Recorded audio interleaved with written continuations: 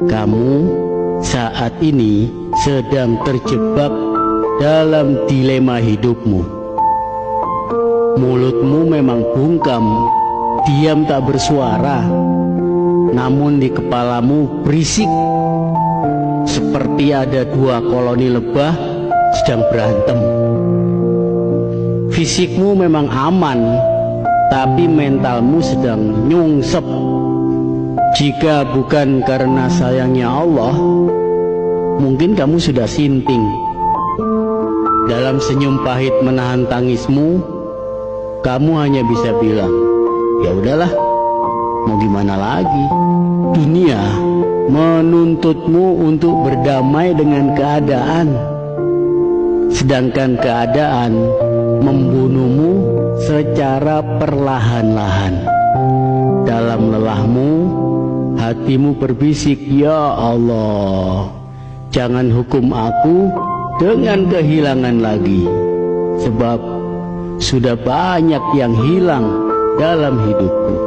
Jika kamu sanggup menumpahkan air mata dalam kesendirianmu, dan kamu tak ingin seorang pun mengetahuinya, sesungguhnya kamu adalah orang yang tangguh. Kamu adalah orang yang kuat. Tak sembarangan manusia diberikan kesanggupan sepertimu.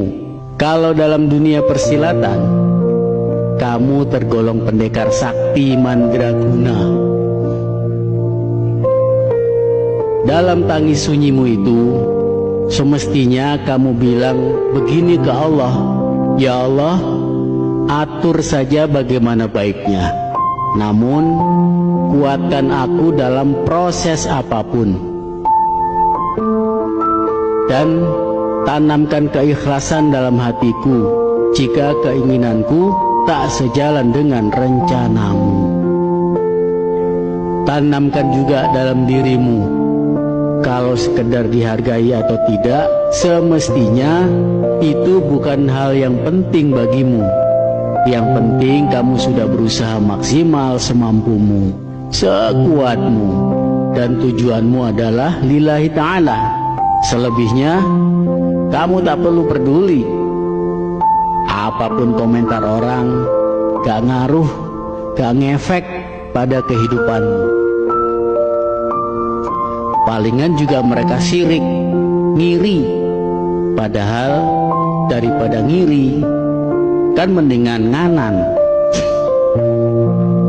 Jika yang ada di depan membuatmu ngeri, yang ada di belakang membuatmu terluka, maka lihatlah ke atas. Allah tak pernah gagal dalam menolong hambanya. Bahkan Allah gembira. Kalau Allah gembira, kamu bukan diberikan kesenangan-kesenangan, tapi justru diberikan ujian agar kamu lebih mendekat padanya. Intinya, kamu harus punya karakter tahan banting. Jangan sampai kalah sama tikus. Iya, tikus. Tikus-tikus itu pernah diuji coba oleh Dr. Kurt Richter dari Harvard University. Tikus-tikus itu diletakkan di dalam kolam untuk menguji seberapa lama mereka bisa bertahan di air. Rata-rata karena kelelahan mereka akan tenggelam setelah 15 menit. Tapi disinilah keajaiban terjadi. Sebelum semua tikusnya tenggelam, para peneliti turun tangan.